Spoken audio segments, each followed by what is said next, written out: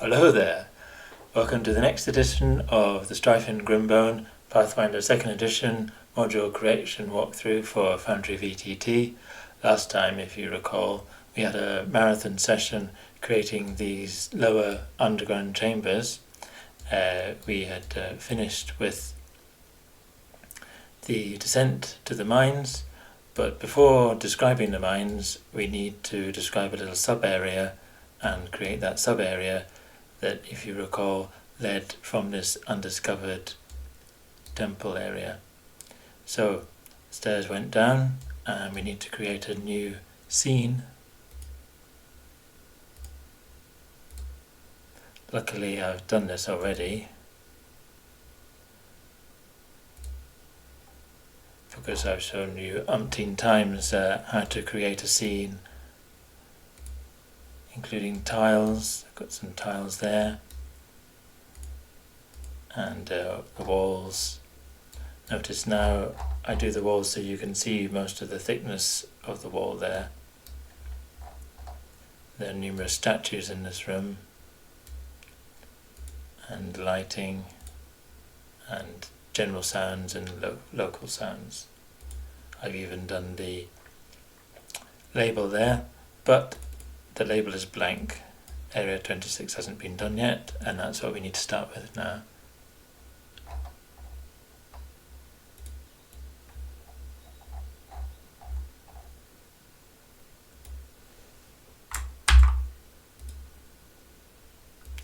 So put that in our usual place down here. If any of you are curious about version 13 of Foundry, the changes are going to be these tabs won't be along the top there, they'll be down the side, and they may default to being I suppose you can do it already. I think it maybe has become the default, and also we can do difficult terrain with region controls, and we can make the doors animated so they open and close. Why don't we do this to give ourselves a bit more space?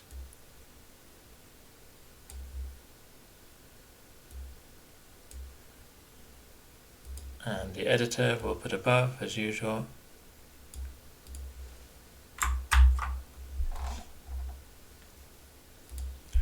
And we'll do our usual formatting again.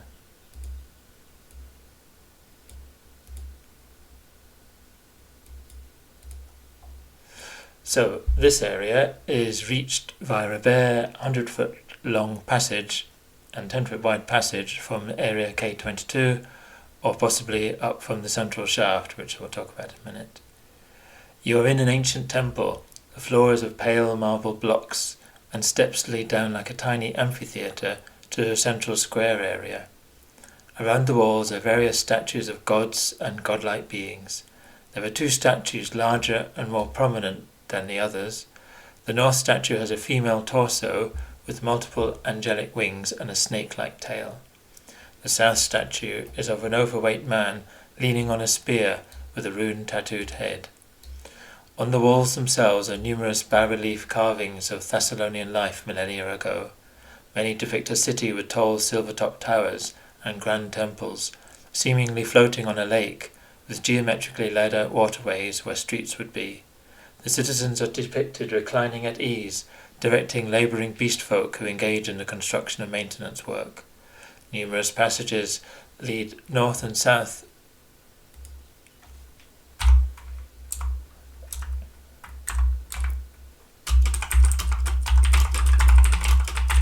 from the central area. From what you can tell, these passages appear to have collapsed and be impassable. At the east end of the room, a wide stairway descends out of sight. So the north statue is Lasala, Thessalonian goddess of rune knowledge, and the south statue, lit in pale light, is of Kroon, rune lord of sloth. So I'll see if I got a picture of Lasala.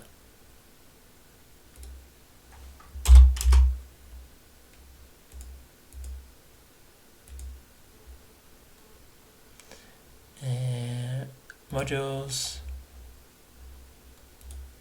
wrong one.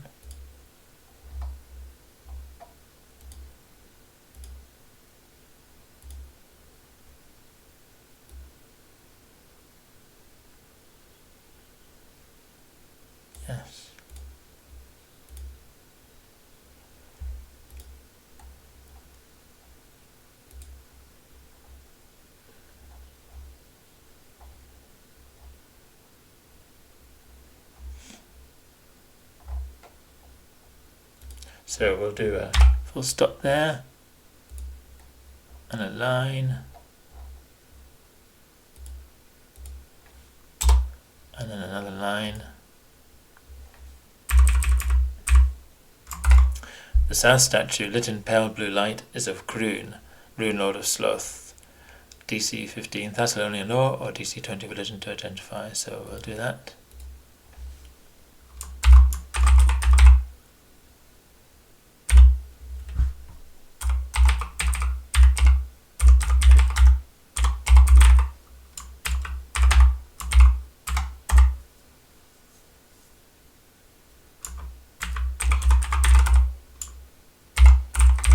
Secret in case they are, oh, we'll do a name as well.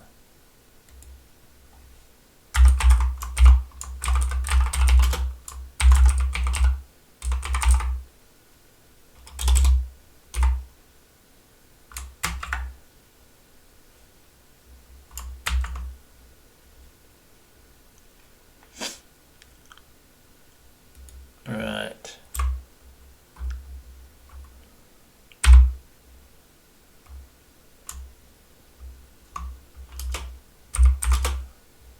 Check that's worked.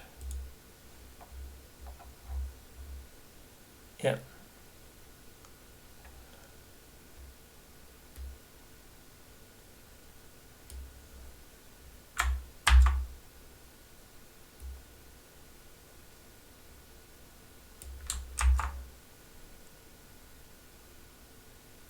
And because she's a goddess, it's a religion check.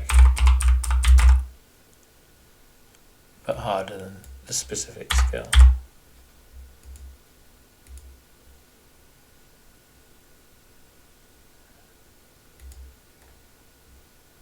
I'm not seeing secret necessarily coming up there. I need to check that I haven't done that wrong. Just a second. Okay, for secret you do trait secret. You can do basic true, but it's traits secret.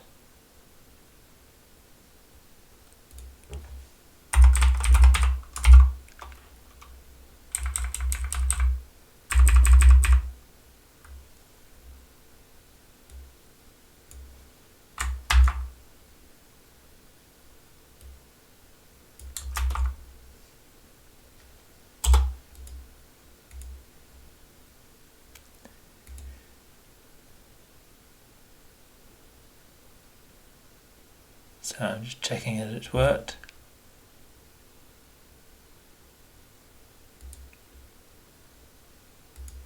Yeah, they both come up pink, that's secret.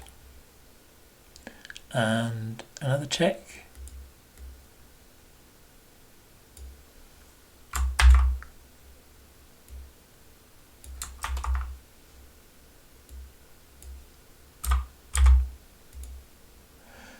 Reveals that the Rune Lord agreed is notably absent. So shall we do another check, maybe a society check? For much harder.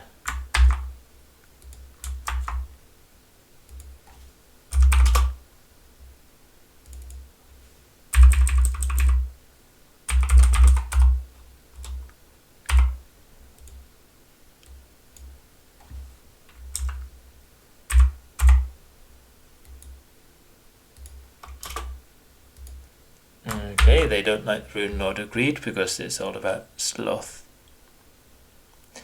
Our search checks we do manually for the reasons that I mentioned many times before. On a search check, DC 21 perception of the area, a lump of jade may be found hidden within a fold of the stone-carved robes of an imperious female statue to Grune's right. The lump radiates conjuration magic, otherwise this statue does not stand out from the others. Written in tiny Thessalonian runes next to the rune of sloth is a short message. Iverina conjures you. Do that in italics.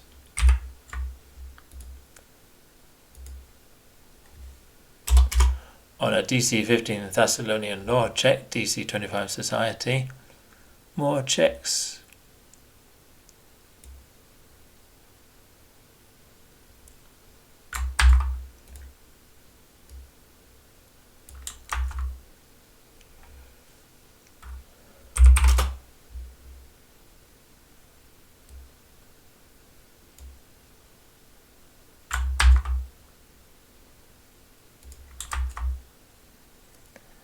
and TV consistent with the other one and make it 20 actually.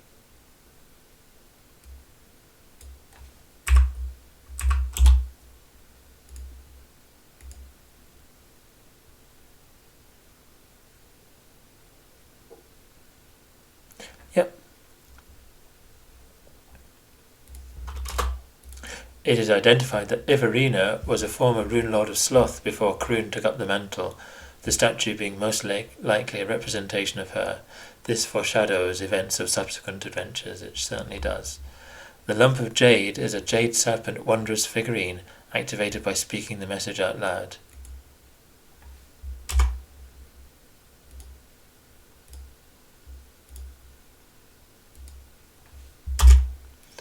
And we'll unshrink that.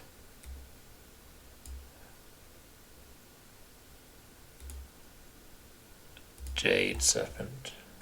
Do I mean jade serpent? Getting mixed up with jade regent.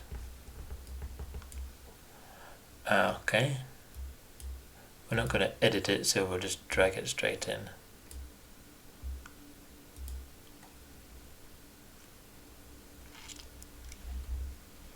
A DC 40 perception check.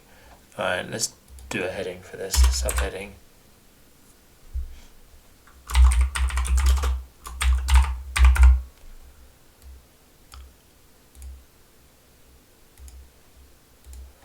A DC 40 perception check reveals a hidden button in the lower floor section. This causes this section to slide aside rapidly, and it's a DC 10 grab an edge check to avoid falling in.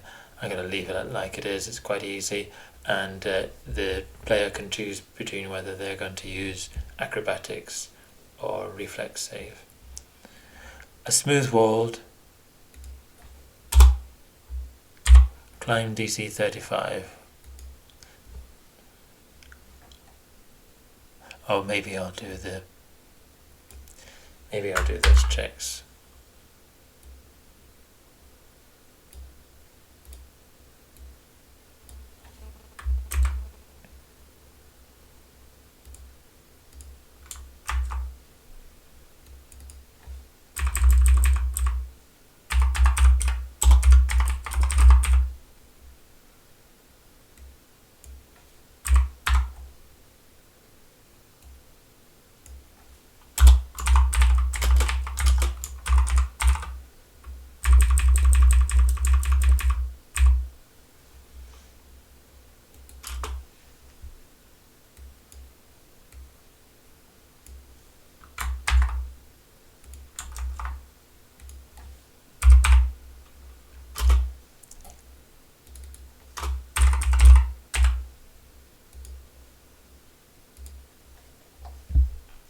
Okay, yep. And then the much harder climbing one.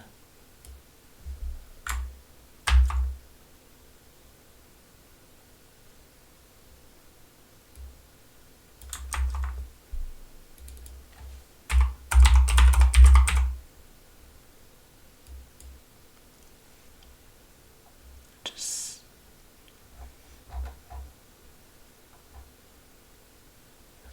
35.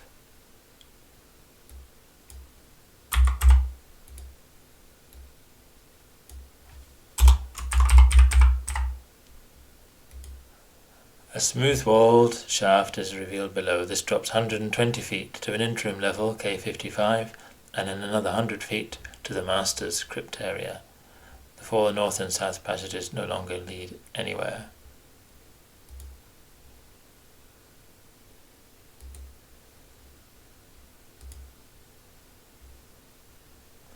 And we have a tile here.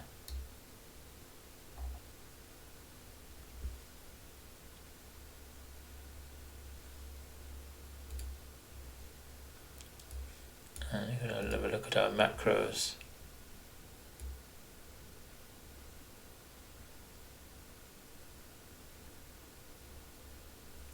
Temple shaft.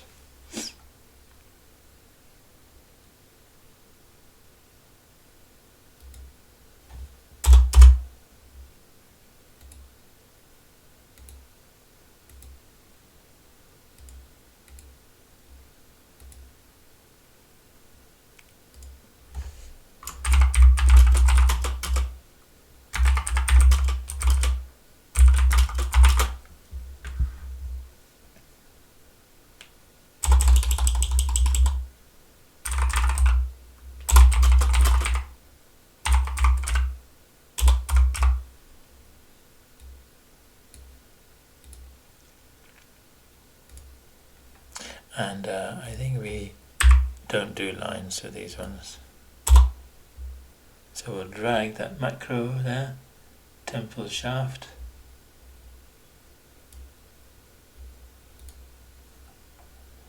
Right, so this is set to be invisible, so we can see the shaft there because we're GMs, and there is some opacity, so you can see the tiles even when they're invisible. The players won't see the opacity at all, they'll just see smooth, even coloured blocks there. But the macro, which we will open up, will identify the tile. If it's hidden, which it is at the moment, we'll make it revealed. So that will be like clicked to make it revealed. Then it'll play the stone grinding sound. And if we had already had it revealed, we hide it with the same sound. And then the canvas scenes updates is updating the visible appearance. So let's check that out. We'll do so from the journal. And suddenly we've got an exposed shaft. And if we wanted to close it again, we would do that. So that's that room.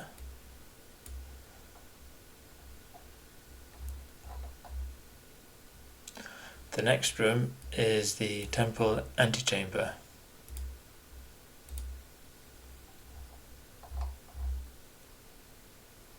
which we've already got here.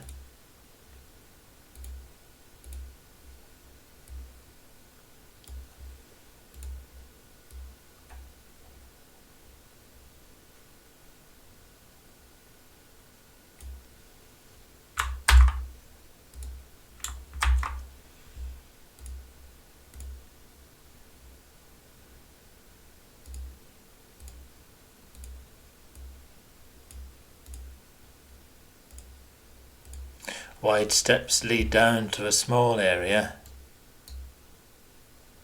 dominated by large iron doors, double doors in the far wall. The doors are closed by a heavy bar.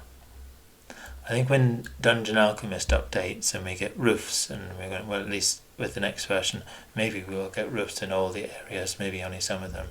I might take some more pictures and insert them in, so you get the full 3D effect of using Dungeon Alchemist, so we could have a nice picture from there looking at the doors there. In any event, if the PCs inspect the doors, a DC 15 perception check reveals dampness on the ancient marble flooring around the doors. A DC 20 check reveals the sound of muffled thumping on the other side of the doors. So you can see basically I mean one check, and if they match DC 15 they get certain information. If they match DC 20, they get additional information. The iron bar closing the doors from this side can be swung away, however the doors remain stuck. They open on a DC 10 force open check. Successfully doing this triggers a flooding room trap. Whoops.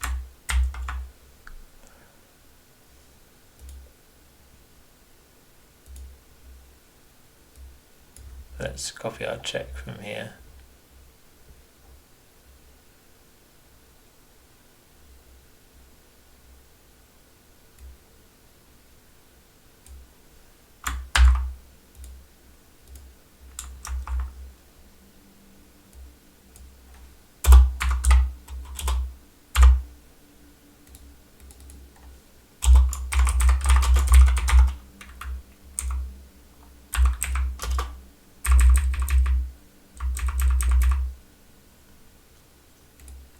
And let's create the flooding room trap.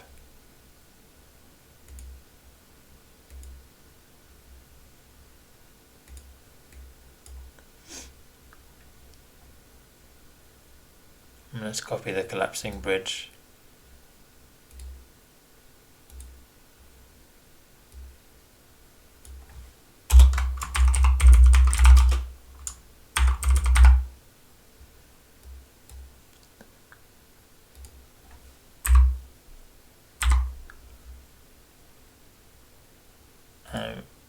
edit it there. It's complex. Yeah, I'd say environmental more than mechanical.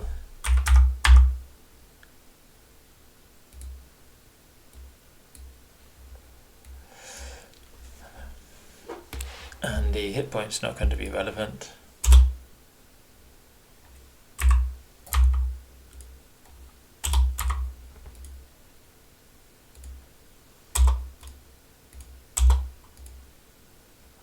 And the stealth is plus 18. So we'll do 28 and check if it, as usual, it doubles it. So do 18. Yep, DC 28, and we want to say expert.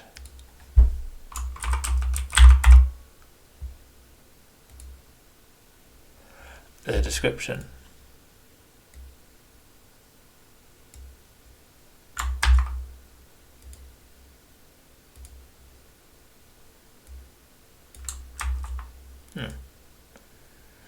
Oh. The city has sunk into the swamp, so it should not come as a surprise that water pockets under pressure exist underground. The force of pent-up water behind the stuck doors burst them open, striking and potentially stunning PCs in the 5-foot square in front of them. Then the flood fills 5-foot squares. Then the flood fills the room to a depth of 10 feet, up to the level of the top of the stairs before dissipating across the floor of the temple. And there was some forewarning of this in that other door that one couldn't open on the other side of the lower underground chambers. So there are lots of clues that they come into a different room and that these areas used to be on the ground floor. So, disable.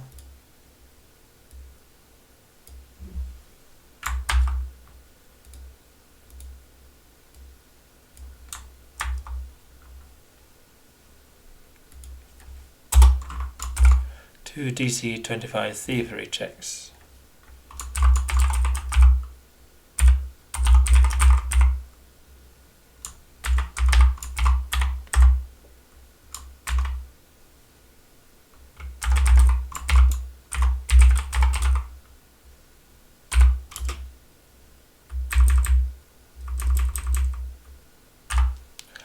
To rig a mechanism to open the doors from a safe distance.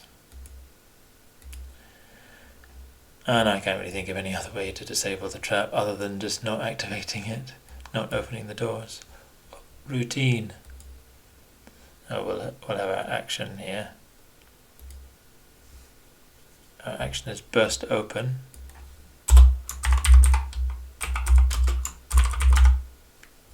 It's a reaction.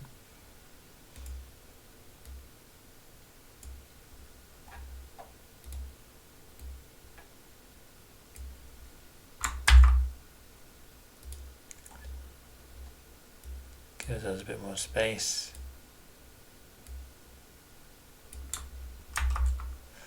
Trigger, and then a line, and then another line there. Trigger, unsticking the closed doors. Effect, each door strikes at plus 20, doing 2d10 plus 11 bludgeoning damage, and DC 30 fort save. Then the flooding water rolls initiative using plus 18 stealth to fill up the chamber. Critical success, no effect. Success, stun 1. Failure, stun 1 round. Critical failure, stun 1 plus 24 rounds. So we'll have stunned. Whoops, there.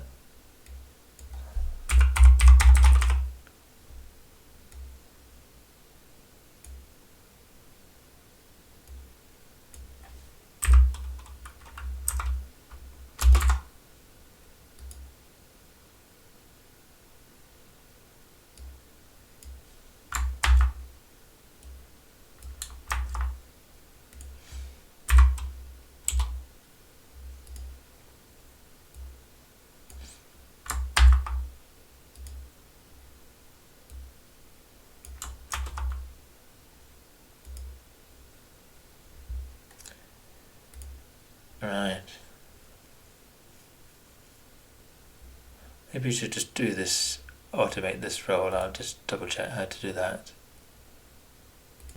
Yeah, so it's here, this is the original way most roles were automated. You do double square brackets /r for roll, 1d4 plus 1 is the number, and then with that ampersand, is it stand? Well, whatever that sound is, hash, number of rounds stunned rounds. So if we save that, and flooding room game master, number of rounds stunned 3.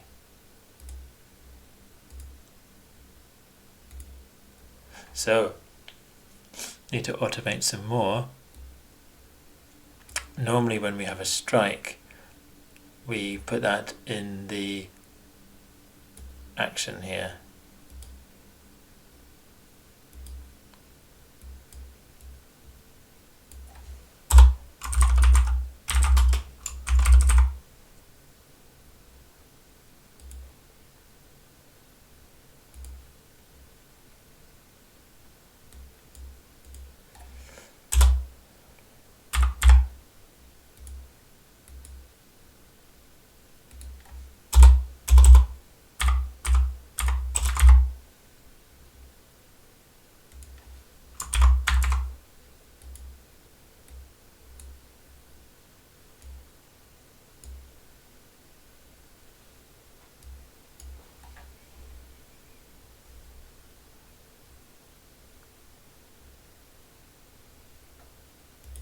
See if I can add an initial, I'm going to do the burst open there.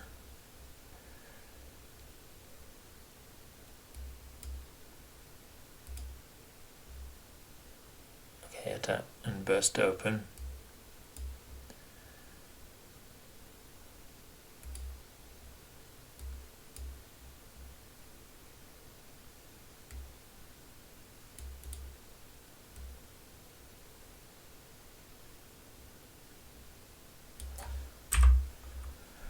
Edit it.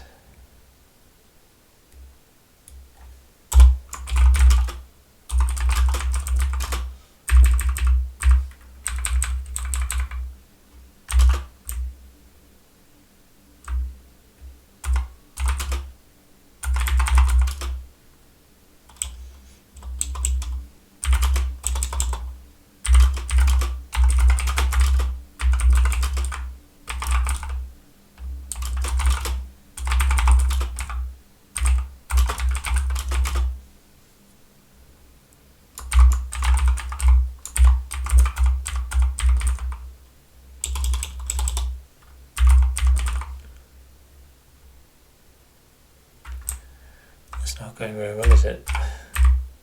Square bracket. I think it's square bracket. Oh, I've forgotten everything.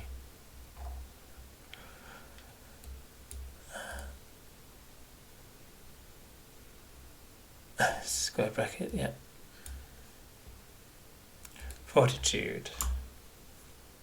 DC 30.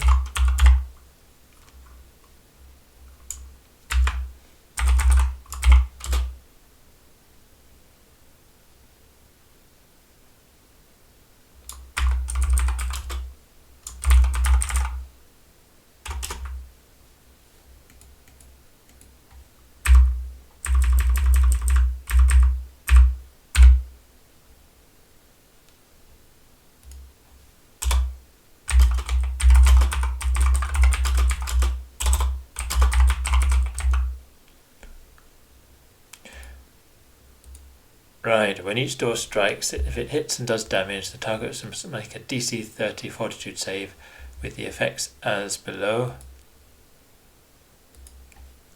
As below. Then the flooding water rolls initiative using plus 18 stealth to fill up the chamber.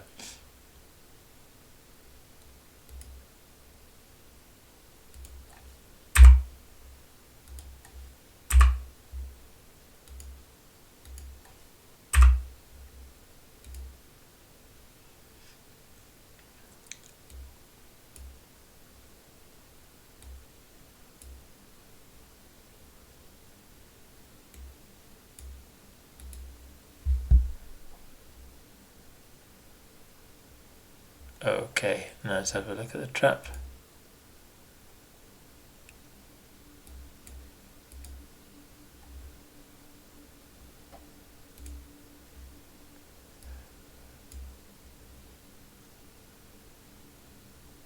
Okay, yeah, and I think it didn't seem to be in bold, never mind.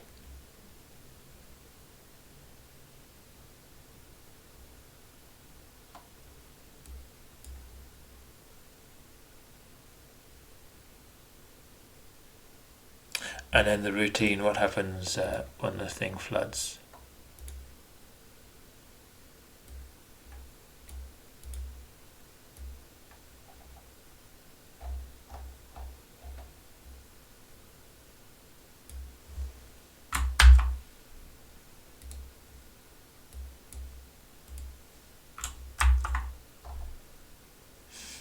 Yeah, 3 actions.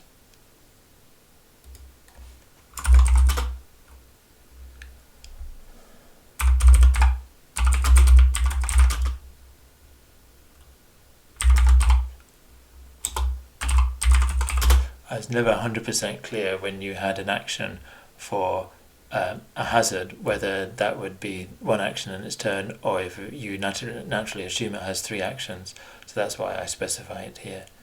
Each action, the water rises 2.5 feet to a maximum of 10 feet. The turbulent water, so that's going to be like 1 and a bit rounds. Why don't we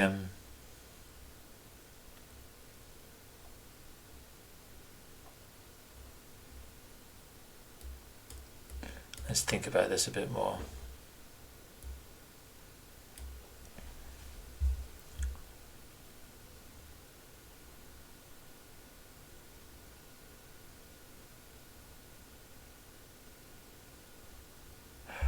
We can simplify this.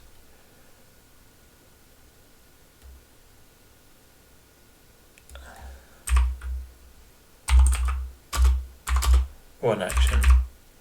Each action the water rises 5 feet. Each round the water rises 5 feet to a maximum of 10 feet. So after 1 round, small people are going to be underwater, and after 2 rounds, also medium people are going to be underwater. Not much is going to be happening else is going to be happening on the flooding room's turns. There's no reason to split it up into actions. The turbulent water requires creatures within the room or stairs once the level have reached them to attempt a DC 20 athletics check to swim in order to move.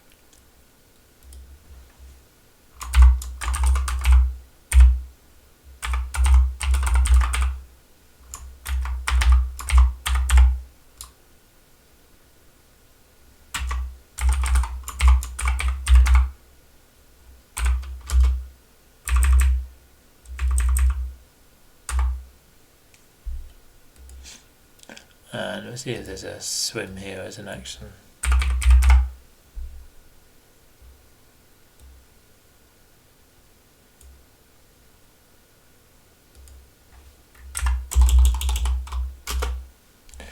Creatures who do not pass at least 1 swim check on their turn sink to the floor and may drown. If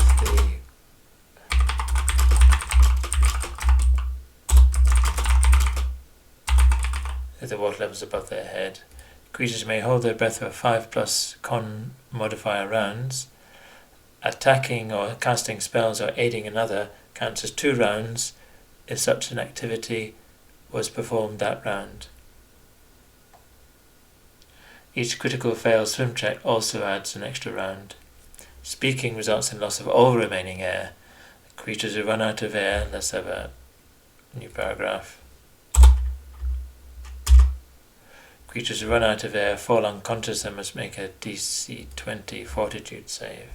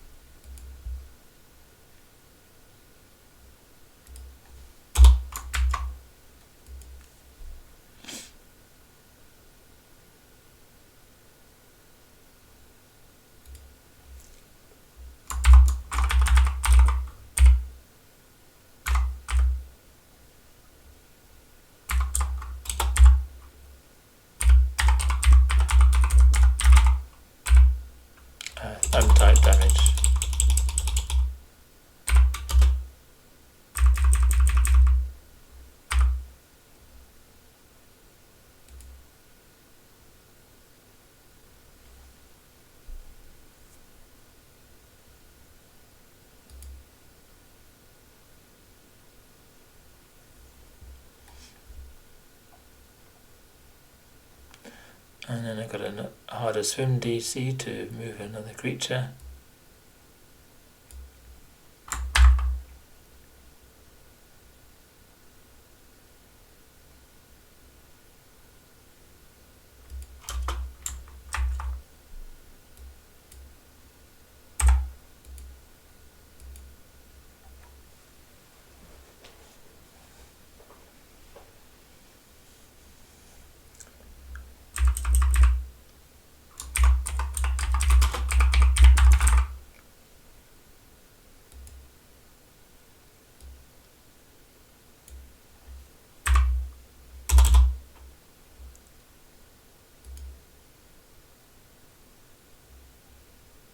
Okay, see if that worked.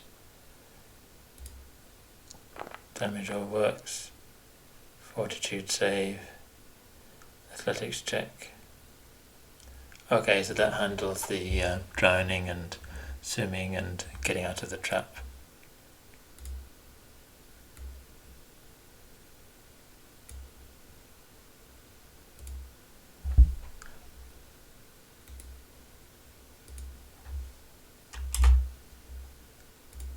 And we have a macro.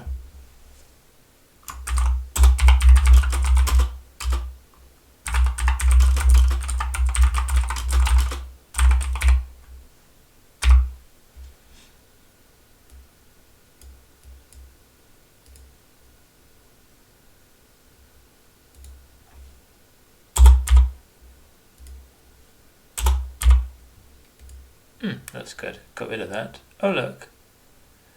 When I put zeros, it just got rid of it. That's nice.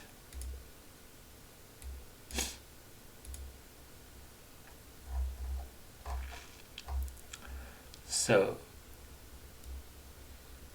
water flood. We'll drag that across first.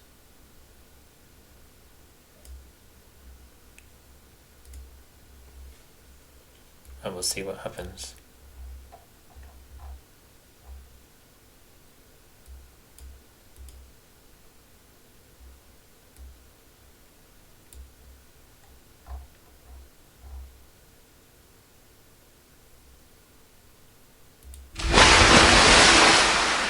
So we get a flood of water, and you can see it, animated water there, up to the level of the top of the steps. And we can deactivate it again by shutting the doors somehow. And just to show what the script does, we have a sound which is we see here, which becomes activated, an ongoing sound, and the doors are types of walls, so we check the door state, have a tile which is an animated tile that I have overlaying that area, and if the tile is hidden, it makes the tile revealed, plays a water splash sound, which was the initial sound, updates, makes the ongoing sound not hidden anymore, and then if it was not, if the click was, if it was already activated, it deactivates it by hiding the tile and turning the sound off. And then we have the update the tiles, and then we update the door state, so to make the door closed if it's open, open if it's closed.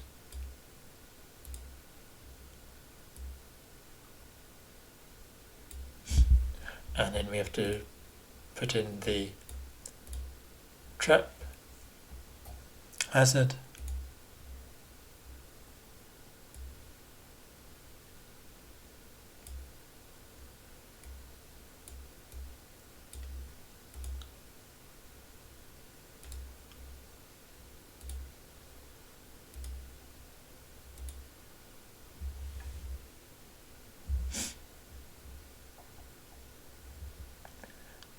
and vent in here as well.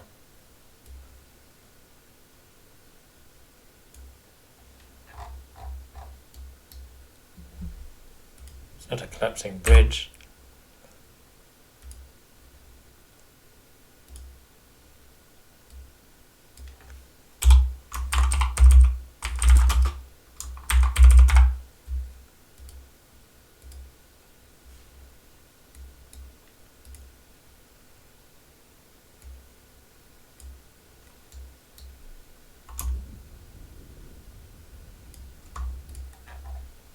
And we got that there as well.